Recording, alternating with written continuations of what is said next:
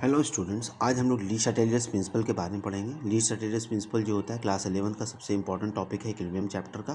तो ली शटेलियस प्रिंसिपल ये बोलता है कि अगर हमारा कोई सिस्टम इक्विलिब्रियम कंडीशन में रहता है और जो भी फैक्टर उसको डिटरमाइन करता है उसके इक्विलिब्रियम कंडीशन को, अगर उस फैक्टर को हम लोग अगर चेंज करते हैं तो हमारा सिस्टम जो इक्विलिब्रियम में है वो क्या करेगा, रेसिस्ट करेगा उस चेंज को।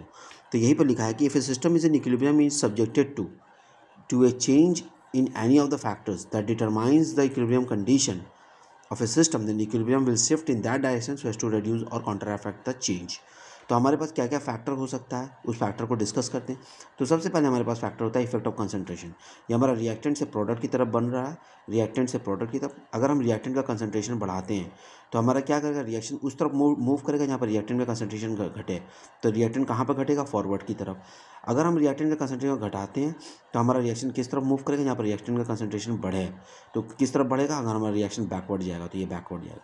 अगर प्रोडक्ट के कंसंट्रेशन को हमको बढ़ाना है तो हमको किस तरफ से इसको, प्रोडक्ट कंसंट्रेशन अगर हमारा बढ़ता है तो रिएक्शन उस तरफ मूव करेगा जहाँ प्रोडक्ट कंसंट्रेशन घटे, तो ये रिएक्शन बैकवर्ड जाएगा। अगर हमको प्रोडक्ट कंसंट्रेशन घटाना है तो हमको उस तरफ मूव करना है जहाँ प्रोडक्ट कंसंट्रेशन बढ़ा, तो रिएक्शन फॉरवर्ड जाएगा। तो मोर एंड मोर प्रोडक्ट का फॉर्मेशन हो। जैसे एग्जाम्पल के तौर पर देखिए, N2 + 3H2 हमारा 2NH3 देता है। तो अगर हम N2 का कंसंट्रेशन बढ़ाते हैं तो रिएक्शन उस तरफ मूव करेगा जहाँ पर N2 का कंजम्पशन हो, यानी कि फॉरवर्ड की तरफ मूव हो, तो रिएक्शन फॉरवर्ड जाएगा। H2 का कंसंट्रेशन अगर घटाते हैं तो रिएक्शन उस तरफ मूव करेगा जहाँ पर हाइड्रोजन का कंसंट्रेशन बढ़ेगा। तो बढ़ेगा किस तरफ, जब हमारा रिएक्शन बैकवर्ड जाएगा, तो रिएक्शन बैकवर्ड। अगर हमको NH3 का कंसंट्रेशन बढ़ाना है, अगर हम बढ़ाते हैं NH3 का कंसंट्रेशन तो रिएक्शन उस तरफ मूव करेगा जहाँ पर रिएक्शन NH3 का कंसंट्रेशन कम होता है, यानी कि बैकवर्ड मूव करेगा। तो रिएक्शन NH3 का क्या हो गया, कंसंट्रेशन NH3 का घट जाएगा। अगर कैटलिस्ट की बात करें तो कैटलिस्ट हमारा कोई इक्विलिब्रियम की कंडीशन को डिस्टर्ब नहीं करता, वो सिर्फ टाइम, रेट ऑफ फॉर्मेशन और rate of dissociation, rate of forward और बैकवर्ड रिएक्शन के टाइम को सिर्फ घटाता है।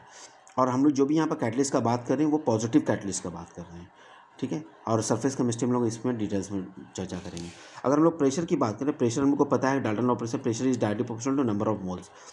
अगर हमारा नंबर ऑफ मोल्स बढ़ता है, अगर प्रेशर हमारा बढ़ता है तो नंबर ऑफ मोल्स बढ़ेगा। तो हमारा सिस्टम क्या करेगा, प्रेशर को घटाना चाहेगा, तो रिएक्शन उस तरफ मूव करेगा जहाँ पर प्रेशर, नंबर ऑफ मोल्स घटा है या प्रेशर घटा है। तो जैसे एग्जांपल हमारे पास N2 + 3H2 2, अगर हम रिएक्टेंट का प्रेशर बढ़ाते हैं, नंबर ऑफ मोल्स बढ़ाते हैं तो नंबर ऑफ मोल्स भी बढ़ेगा, प्रेशर बढ़ेगा तो नंबर ऑफ मोल्स बढ़ेगा।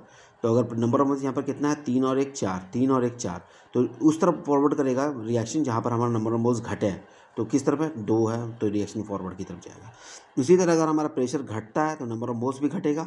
तो प्रेशर जब घटेगा तो नंबर ऑफ मोल्स घटेगा, तो नंबर ऑफ मोल्स बढ़ाना है क्योंकि काउंटर एक्ट करना है।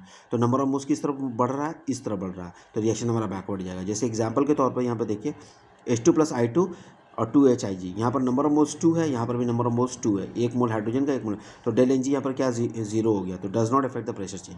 प्रेशर तो नंबर ऑफ मोल्स पर डिपेंड कर रहा है, तो नंबर ऑफ मोल्स दोनों तरफ सेम होने के कारण क्या होगा, हमारा कोई भी इफेक्ट नहीं होगा प्रेशर पर। अगर हम टेम्परेचर का बात करें, टेम्परेचर को हम लोग 2 कैटेगरी में अंडरस्टैंड करेंगे, एक एंडोथर्मिक रिएक्शन, एक एक्सोथर्मिक रिएक्शन। ये हमारा रिएक्टेंट है, ये हमारा हीट है, और ये एंडोथर्मिक रिएक्शन है।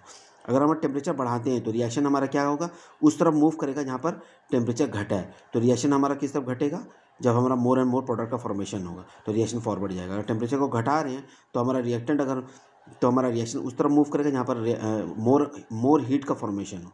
तो मोर हीट का फॉर्मेशन किस तरफ होगा, जहाँ पर हीट, यानी कि बैकवर्ड रिएक्शन की तरफ। टेम्परेचर घटाएगा तो टेम्परेचर बढ़ाना चाहेंगे तो बैकवर्ड की तरफ मूव करना है। एक्सोथर्मिक रिएक्शन में हीट इस तरफ होता है। अगर हम टेम्परेचर बढ़ाते हैं तो इस तरफ टेम्परेचर बढ़ाएंगे तो रिएक्शन उस तरफ मूव करेगा जहाँ पर टेम्परेचर घटा है, तो रिएक्शन बैकवर्ड की तरफ मूव करेगा। अगर हम टेम्परेचर इस तरफ का घटाते हैं तो मोर एंड मोर हीट का फॉर्मेशन होना चाहिए, तो रिएक्शन फॉरवर्ड की तरफ जाएगा।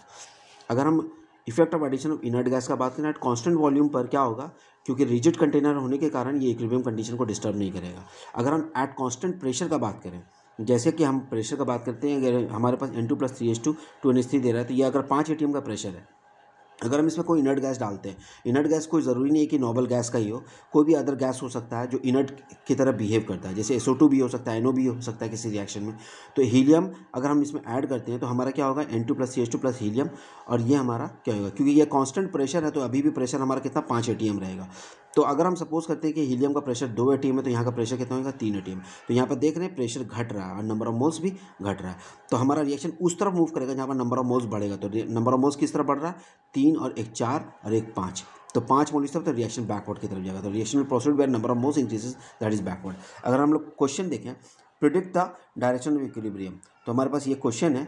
तो अगर हम नंबर ऑफ नाइट्रोजन का नंबर ऑफ मोल्स बढ़ाते हैं, तो नंबर ऑफ मोल्स बढ़ाने से अगर हम कंसंट्रेशन बढ़ाते हैं नाइट्रोजन का, तो रिएक्शन उस तरफ मूव करेगा जहाँ पर कंसंट्रेशन घटा है, तो रिएक्शन हमारा फॉरवर्ड की तरफ जाएगा।